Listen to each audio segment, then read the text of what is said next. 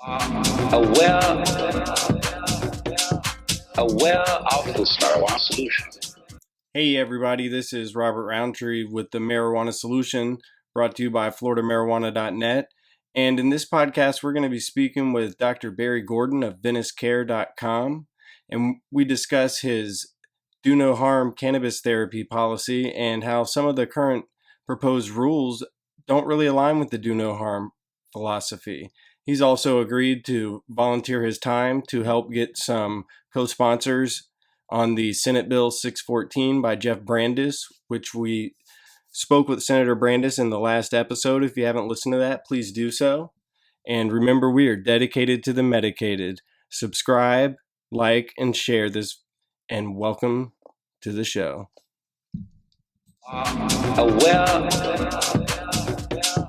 Aware of the marijuana solution. Hey everybody, we're speaking with Dr. Gordon of VeniceCare.com. He was a guest on our show a couple weeks ago, and we decided to bring him back. How are you doing today, Dr. Gordon? I'm doing great, Robert. First off, I want to congratulate you for a fantastic interview with State Senator Brandes, who I actually also had a chance to talk with a couple weeks ago. He was very gracious to give me some time, but I'll be honest with you, I consider to be leading the way towards patient education out there and keeping the citizens of Florida really up to date on really what is going on with the state legislative process. So, following your interview with him, I consider it to be an honor and a privilege to be back with you. So thank you for the time. You're welcome, and I really appreciate all those kind words you're giving to us. That's what we're trying to do, is make sure those patients that are out there, and even people that aren't patients, maybe family members of patients that are trying to get information for them, can get the most up-to-date and accurate information about what's going on. Well, for sure. And just to start off, Robert, I think just to talk about what went on in Florida over the last week, of course, the Office of Compassionate Use had their road trip across the state. And when you said patients, of course, there were plenty of patients at the meetings, but as you well know, doctors, nurses, caregivers, general citizens, there was law enforcement there representing as well. Really just the broad range, of course, of Florida citizens that voted by 71% to get this thing together. Yes, that's absolutely right. An overwhelming majority of Florida residents voted for something and agreed on it. Oh, we saw that. I mean, it's unheard of. Well, the parking lots were full. The speakers were numerous. I got to salute the Florida channel for being there and videotaping them, so that they were all available. We were at the one in Tampa. And, just a couple key points. And, I want to go back to the Brandes bill. As to me, what the most important thing I think that came out of each meeting that I saw, and surely the Tampa session where I was at, was the very strong voice to maintain the doctor-patient relationship as the most important aspect of the deciding factors of who qualifies for the medicinal cannabis program. That was loud and clear. Absolutely. And for our listeners, can you explain to them when the relationship starts with the doctor? Right. Well, at our clinic, which is Compassionate Cannabis Clinic of Venice, or VeniceCare.com, we wanted to follow the state constitutional amendment to the letter T. So we didn't start seeing patients until January 3rd, where when the new constitutional amendment allowed for the new qualifying conditions. And then, of course, you need to establish the 90-day relationship with a qualified physician. Now, that physician would have to have taken the course, of course, which is put out by the, Florida, Health Department. And it's an easy course to take. It costs $1,000. It's an 8-hour CME course. If your physician would have taken that course and you have a 90-day relationship already with him, he's been your physician for years, You know, Robert, it astounds me that every oncology practice in the state does not have at least one practitioner within the compassionate care program. It's tragic. I have patients coming to me with ongoing chemotherapy or who are starting chemotherapy, patients that want to suppress tumors with the appropriate THC, CBD combination, and they have to wait those 90 days when they establish their relationship with me. My point is, if your doctor already that you have a relationship with takes the course, then, you know, your doctor can qualify you pretty much immediately. That's interesting still. We can talk about that a little bit later, you know, in the podcast, because there's still questions as to whether or not without the card that the state is supposed to come up with and other such things through the dispensary, if you're fully 100% safe right now in even going through the dispensary program under the new conditions. I know there are people that are getting dispensed medications after their doctors have put in the recommendations, because there are people that have a 90-day relationship that started prior to January 3rd. And, you know, we'll just have to wait and see, you know, how that goes. But the point is, you do need that 90-day relationship. Now, also gratifying, Robert, was that, you know, in the Brandes bill, and actually the Bradley bill as well, the two Senate bills, and surely the second major outcry of the sessions, beyond keeping the doctor-patient relationship, you know, to be the most important, it was definitely the elimination of the 90-day waiting period. And I'm sure you heard that loud and clear as well.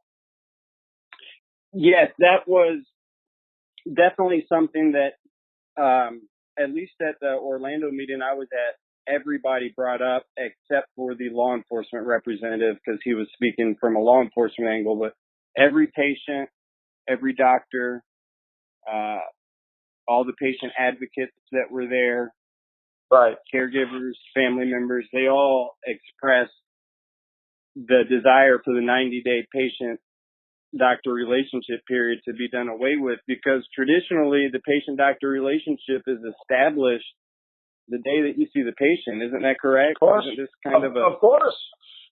And the rules, you know, as they stand, of course, say that I can write for any narcotic, you know, prescription, of course, Ativan, Xanax, you know, Adderall, you know, all of the, you know, Schedule 2s and anything else the day that you meet the patient. You know, Dilaudid, morphine, you know, all of it.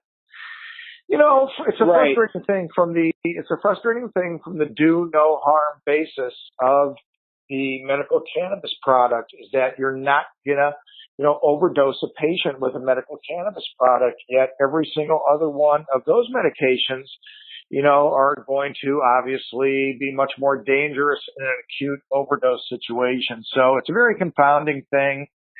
You know, I think that's one of the things that has been so interesting throughout this, Robert, to me, is that there just seems to be such a apprehensive feeling on the state level of the mild intoxicant euphoric effect of cannabis.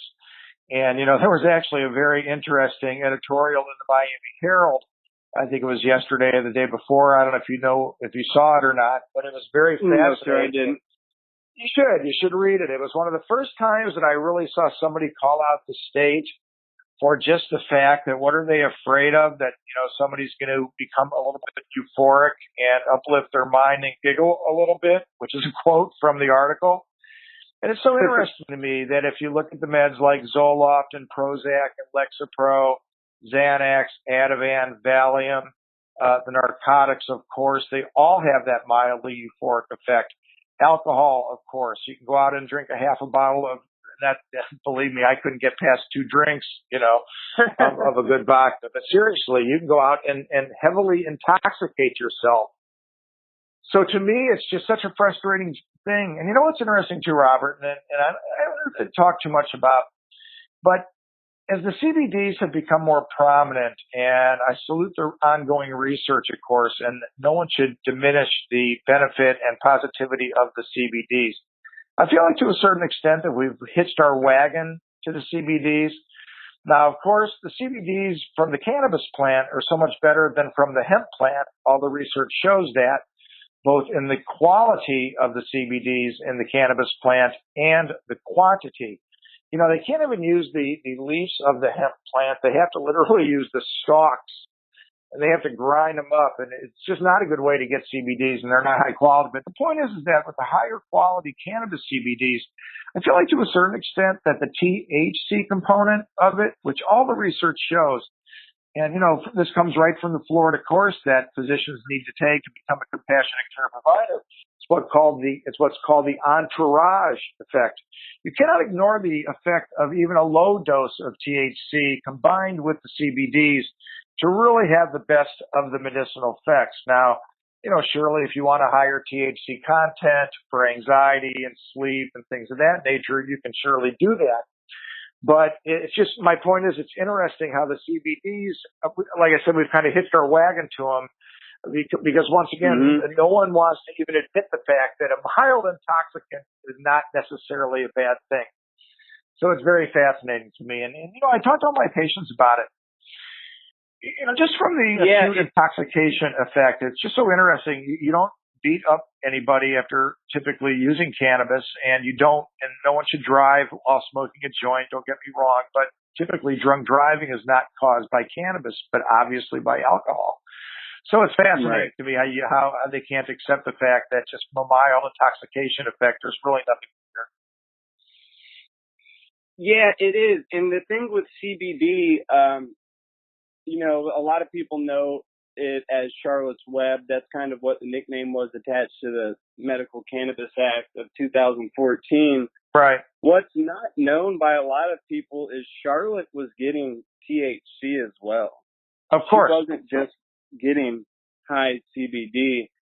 So I think there's been a little bit of misinformation out there, because if you use just CBD alone, I've actually heard that it can cause, in autistic patients, sometimes it can cause the stimming to be a little more prevalent, and it also can cause complications with some epileptic patients if it's just CBD, and that's specifically because of the entourage effect that you're speaking about. For whatever reason we haven't figured out yet, that synergistic blend of those cannabinoids that are in the plant work so many orders of magnitude better than just either of the singular cannabinoids. They were in the plant for a reason. I trust the plant. I trust the plant. I love it. That's a great slogan, Robert. And you're right. And I'll tell you what, one reason we don't know is because we haven't been allowed to do the research to know. It's one of the things that drives me forward every single day.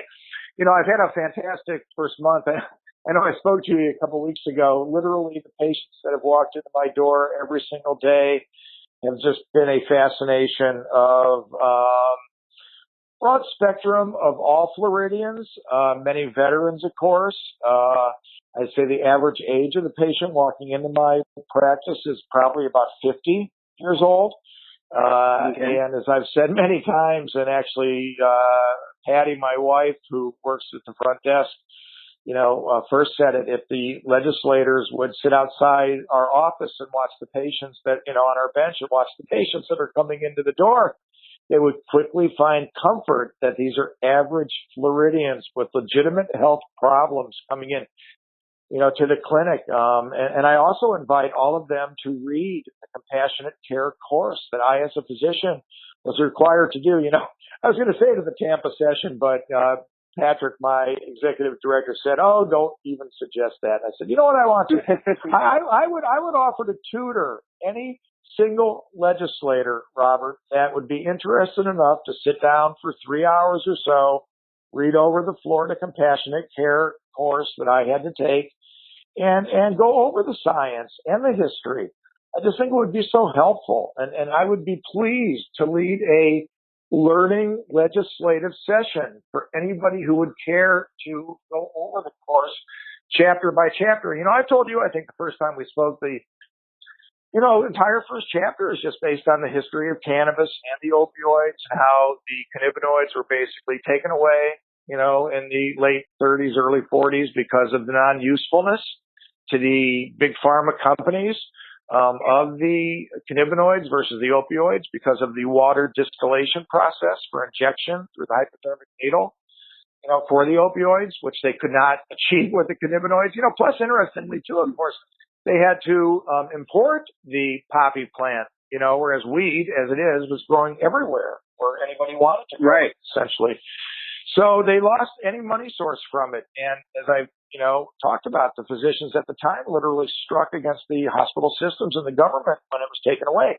Little did they know that, 80 some years later, that there'd be people dying in the streets from opioid overdoses.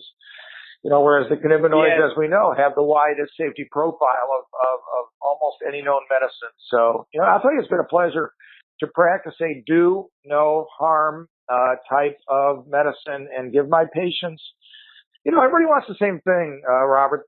Three things. They want to feel the best they can and hope to feel better, of course. They want to do it in the most natural way that they can. Typically, people want to reduce the amount of narcotics that they're on or reduce the amount of gabapentin if they have neuropathic pain. Perhaps reduce the amount of Sinemet for Parkinson's disease, or just find a better balance between the natural and the manufactured meds. Of course, some people can get all the way off some of the narcotic medicines that they're taking, and we've read the anecdotal stories about that.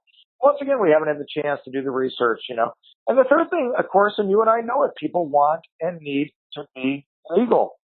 And, it's a frustrating thing for patients at this point who may not be able to afford the appropriate product if the dispensaries, and I guess that could be our next topic of conversation, because that surely was the third, I would say, most important topic at each and every OCU session that I saw, was what's going on at the dispensaries. How many will there be? What will the prices be? And that's what I was leading to. I've had many patients express to me the frustration at what they've seen coming out of the dispensaries, the quality of the product. Will there be flour available or not? Of course, we know you can't smoke it in Florida, but, people still want the opportunity to vape whole flour because of the entourage effect and, quite frankly, the price. Some people just don't want to have their cannabis distilled into oils and tinctures and things of that nature. But the point is, price-wise, too, people are very concerned that, of course, the appropriate product won't be available to them on the price side. So, I'd be interested in your impression on what you saw, in the meetings and that way from the dispensary side and where you see that going. Of course, the Brandes bill being very clear in his desire to open it up much broader than the, 6 or 7 current dispensary companies. Yeah, that's right. He actually uses the term cannabis cartels. Oh, I know. Yeah. And I'll be honest with you, very interestingly to me, because of course I'm an Ohioan until I came down here full time a couple of years ago, so I didn't know a lot of the backstory about how the system was set up and, how the governor, appointed various people to various committees and, not to get into any name issues. But I think the bottom line is that everybody is waiting for the appropriate parties to put a legitimate program together at the state level. And that message was just loud and clear. And I think, once again, from the message of the patients, they surely want as many dispensaries as possible. They want them close to home. They want the best products that they can get at the best price. And, surely the Brandes bill, surely the Brandes bill seems to be the most logical one out there that leads towards that. Whether the Office of Compassionate Use can really have a major role to play in this remains to be seen. I think my, preference would be to see it happen at the appropriate state legislative level and see them take care of this early in their session, be it early March. I think March 2nd they start. And, I tell my patients all the time, and not to take too big a shot at the legislators, but, if it was a 100% pay raise for themselves that they were voting on, we surely wouldn't be waiting 90 days, and we surely would know the outcome. Oh, yeah, within minutes. To get so they need to hear they need to hear the voices of the people of Florida, and know that this is an extremely important issue, not just to the patients, but to doctors and nurses and caregivers and really everybody else who were at those sessions. The message was loud and clear. It was. And from my perspective, I'm a patient myself. I can't even come close to affording my full 45-day recommendation. My doctor recommended up to 200 milligrams a day.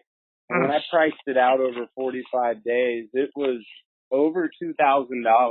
Wow. And I'm by no means the patient in the state that's prescribed the heaviest dose. Wow. I haven't. Yeah, for sure.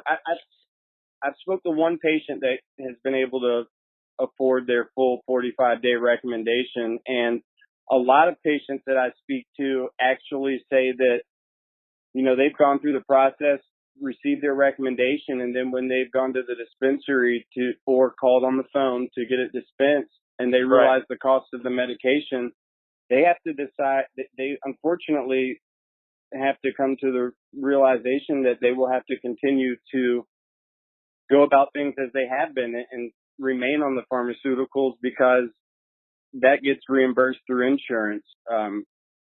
We are hoping, and we have some conversations with the dispensaries, we would like to see a sliding scale for patients that may be on Social Security benefits or SNAP benefits or, other types of benefits or fixed income, because unfortunately, a lot of the patients that need this the most, they may have been dealing with, like you said, cancer for years, fighting it, and their resources were exhausted. Oh, for sure. The people that have gone through those type of processes, you're right, resources are exhausted. I surely can't put it any better than that. Yeah, and that's why, and once again, I think, Senator Brandis's bill surely is the best that we've seen so far. But as you noticed, he quickly shot down, any potential home grow or, small cooperative type of grow type of circumstance, things that really could bring the price down, to that extent. I mean, and let's face it, people that have certain infirmities, cultivating would be a nice hobby, Absolutely. to a certain extent. Nice way to stay busy. And as I sit out here on this beautiful Florida evening, I surely can't imagine a better state, for that type of cultivation. But, and once again, as a physician, I just have to go back to the general attitude about cannabis, even as the, euphoric, mild intoxicant that it is, and once again, that's a part of my mission, as what I consider to be a responsible clinician to preach to the appropriate use, of the cannabis product. And, it's interesting as I have patients come to me, Robert, and it's a very important part of my practice. Not everybody neatly fits into the 8 qualifying conditions. And that's why it's a very, very important thing to maintain the wording. For example, one of the things that scares me the most about how the rules came down in the OCU wording was where the Board of Health became involved, and how that any other body could now get in the way of the appropriate qualifying conditions. My understanding when I opened my practice on January 3rd, that it was a very clear process of these 8 or 10, if you include the original 2 conditions, plus the very important and other likewise debilitating conditions of a similar type, right? With the very important secondary thing, which I haven't seen anywhere, but is crucial to what I'm doing with my patients, based upon the conversation between doctor and patient, right, that the medical cannabis product is better for you than the manufactured pharmaceutical product. And my belief is, in this day and age, each patient should be able to make that decision in conjunction with their physician with the appropriate discussion. And that's why, to a certain extent, the 90-day rule is somewhat of a pain and surely is brutal for certain patients. But for other patients that need my advocacy a little bit more, I like it because it allows me to establish a relationship with the patient, see him back for a second visit. We discuss the process. They know my philosophy. I get to know them very well. We do a half-hour visit on our initial, intake. So I really get to have a feeling for what's important to my patients. And once again, that's why I can tell you without qualification, it tends to boil down to those three things: the hope to feel the best they can, the desire to do it in the most natural way that they can, and once again, the need and desire to be legal within the system. And you know what, Robert, I tell everybody, if a patient's going to walk into my door and make the commitment to let the state know what they're doing, right, that this is important to them, to their own health, right, be it for one of the 8 immediate qualifying conditions or for those patients that don't necessarily fit in. To me, they each have a unique story that is important. So my belief is a very strong personal advocacy from me with the appropriate exam and history. In general, I like to think that most patients, do have reasons to qualify. We need to keep the broad nature of the program open so that physicians can use their discretion to determine what is a debilitating condition for each individual patient. Right, and that's what we've entrusted physicians like yourself, Dr. Gordon, to do for centuries, is to make those decisions. That's what you went to school for. That's what you've spent the last, 3 decades refining as your practice. So who better to make that decision if I were your patient than you? And something that I like about the Brandeis bill is he wants to do away with the 45-day automatic renewal and put it in the hands of the physician for up to a year. So depending on the condition, like for someone like me, I have chronic pain. It's not going anywhere anytime soon. So I could see a need for, being able to extend that recommendation period. Whereas if you may be treating something else that might be more acute or whatever, you might not need a extended recommendation or, license to be able to Absolutely. And then there's going to be some, and there's going to be some patients that need, it's interesting. My patients will sometimes say, family, friends too, well, what happens if it ultimately goes recreational, legal in Florida, this, that, whatever. And I always say, hey, first off, I'll just go back to my semi-retirement laser tattoo removal practice and fishing every other day because I was retired. And, I got back into this because I firmly, as you can tell, am passionate about it. I knew I had one more good battle in me, and I feel like I'm carrying the battle forward for those doctors in the 40s that lost, But the point is that, I just want to be there, for the patients, for the education, and for the advocacy that I know we need. And, you and I, Robert, and that's why I am so pleased to be with you whenever you want to have these type of conversations, because it's an ongoing process. And we need to continue to insist that in Florida, we can bring the best product, towards our patients for the best price. It hurts me to know that someone like you, when you price out those products, are having difficulty with achieving it. I know that as well. I've seen the products that are being offered. It's interesting. Each product is just so pharmaceutically altered almost to a certain extent. It's interesting to see if the Brandeis bill will open things up to allow for smaller growers to, produce a wider variety of products. I just think anybody that has an expectation right now of walking into a dispensary and having to look like a Colorado or a California dispensary is going to be sorely disappointed, because surely you're not going to see you're going to be disappointed. But we do have time to make things right. Right. But we do have time to make things right. I'll be honest with you, though.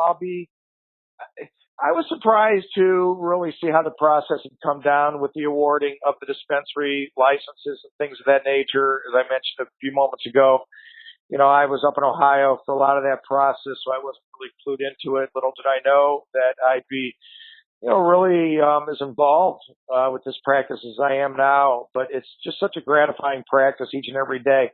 But I was surprised when I really read how it came about that these particular organizations became the growers.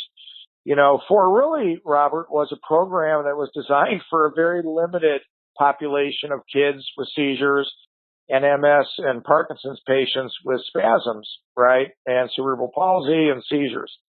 So you're really not talking about the broad program that we have now. So, I think once again, Senator Brandes has recognized that just the lunacy of feeling that those organizations alone can really supply the vast need of the patients of Florida. I mean, supply and demand is the clearest concept of all medicine. So it just makes sense. So it'll be interesting to see how things ultimately come down. Yeah, for me, I'm a, blogger, journalist, patient, and I'm generally highly suspicious of the pharmaceutical industry. And when I see what's going on here in Florida and the cartels that are going on, it reminds me a lot of how the pharmaceutical industry works. Yeah, well, you know what? I mean, Governor Scott originally designed for, like you were saying, maybe 1,000 to 1,500 patients. The thing that bothers me the most is when we have dispensary CEOs testifying before our politicians that they can currently supply a patient population of 70,000, yet every day they have one or two products that are unavailable, and we only have a few thousand patients. So it is some kind of miscommunication going on. Yeah. Well, like I said, to me, I'm not so sure that they weren't waiting for 90 days after January 3rd, perhaps. If you really read how the, constitutional amendment came down. But as you know, there were people that were starting to see patients literally, if not on November 9th, I think maybe even some organizations before that in anticipation of the constitutional amendment passing. So I think even if you follow by how the constitutional amendment is written, if you started to see patients prior to January 3rd, obviously some of those 90-day patients are now coming up. So even though our legal advice has been not to really do anything until the state declares that they're a little bit more ready, as I said, I know that there are patients that have had the recommendations put into the dispensary under the new constitutional amendment 2 provisions. So it's a very gray area. And, Mr. Bax actually was asked very directly by some mothers of autistic kids, whether their physician specifically can today, because they have 90-day relationships with him already, if he can put in a recommendation for the, appropriate medical cannabis product for them, without the state having issued the appropriate card for mom to carry around if they're stopped with the product and things like that. And, he actually did not really give a direct answer still yet. He did the same thing in Orlando. I saw that on tape. So, we're still in a gray zone. So to me, it's interesting, Robert, because the onus really falls upon the physician. If I put somebody into the dispensary system, the registry, in an inappropriate manner, or put an inappropriate patient in the registry, as I read it, my chart can be audited. It comes back to me. And each instance of that, I may be liable to a misdemeanor 1, which is a year in jail potential, and a $1,000 fine. And of course, significant problems with the medical board and your DEA license and things of that nature. So, as I explain to each and every patient that I see as a part of the half-hour process that we have, is that, hey, I'm protecting you as a patient who I want to make sure, A, qualifies appropriately, and B, stays qualified. And of course, myself, my responsibility to my patients is to maintain my licensure. So, we practice that every day. You wouldn't be that good of a doctor if you got your license taken away. You wouldn't be able to help anybody. I'm not going to be able to help anybody if I get my license taken away. So each and every day we try to do the right thing, both, once again for our patients, which is always the most important thing, and, to maintain my ability to continue to bring this type of care to Florida. So, we're going to watch the state legislation very closely. We're going to continue to appear with you, Robert, and in other forums. I'm going to have the opportunity to appear at the Sarasota Tiger Bay Club. It's funny, my brother and sister have been attorneys in Southwest Florida for years. They weren't impressed by very much about anything I told them until I told them I was going to be on the Sarasota Tiger Bay Forum on March 2nd. And then they perked up and said, wow, you really made it, because I guess that's a pretty significant forum. So I'm very proud to be carrying the ball forward as, really one of the clinicians that are attempting to do it the appropriate way here at the Southwest, Sun Coast. And once again, any time that I can get back on with you and discuss where we're at, I'm sure a couple weeks from now there'll probably be a couple new things to report. But Shirley, you and I both saw the fervent voice of the people of Florida over the past week or so. Yeah, things are kind of, moving really fast. Hopefully these key areas that we spoke about, the 90-day wait, the debilitating conditions similar to the ones enumerated in the bill, hopefully that stays in the hands of the physician, because, maybe I'll anger some people what I'm about to say, but to me, it reminds me of medical fascism if we have some board that's sitting up in Tallahassee determining what the doctor can or can't do. Especially if my little 11-month-old baby broke his arm for whatever reason, I take him to the hospital. They're not going to think twice about giving him a narcotic. But if for some reason my son was an epileptic patient having hundreds of seizures a day, I would have to wait 90 days. There's no fast track emergency, It is. It's a very, my practice is so gratifying, Robert, but each and every day there is one, heartbreaking case that I have to that extent. Even if it's just for example, I go to the other extent, the child with the seizure would be the one side. Let's go to the other of a 70-year-old man with a prostate cancer who doesn't want to do radiation therapy or any other type of surgical therapy, wants to do the watchful waiting, but wants to take the appropriate medicinal cannabis program to attempt to suppress his tumor. The fact that I have to wait, 90 days to allow him to start something like that is tough, So believe me, each and every day is a difficult story. But, we're plugging along, trying to get this done promptly and appropriately for our patients. We're going to continue to do so with vigor every day. Yeah, and that's what we're going to continue to do as well, Dr. Gordon. We're going to continue to bring these issues to the forefront of the discussion, and we're going to make sure everybody knows how to, contact their local senator so they can speak to them about co-sponsoring SB 614, which is the Brandis bill. We think that's really important to get some co-sponsors on there because the big area that separates his bill from the Brantley bill is the elimination of the monopolies, which will have such a huge trickle-down effect through the industry to the price of medication, and even probably more important than the price will be the quality of the medication that comes out from the competition. In states where they have lots of cultivators, what they're doing with the cannabis plants is amazing. Well, that's one of the most exciting things for me, no doubt, is the education that I get to have as I go along and read about the research. And I tell the patients, there's people that have written their dissertations and doctorates on the cannabis plant and are currently doing fantastic research. And I share exactly what you're saying. It is unbelievably exciting what's going on with the plant itself. And we need that to continue here in Florida. But, and I say this, the dispensaries are in existence now. And, I've spoken to the medical directors of a couple of them, and they all want the same thing, Robert. They want the best medicinal product for their patients. So, I think they'll have the opportunity as those that were there first to ramp up and get things together appropriately. So I still think they're going to have an advantage because they were there first. So I don't think anybody's So I don't think anybody's talking to the exclusion of those that have put the dollars out to do the appropriate thing and get their system set up.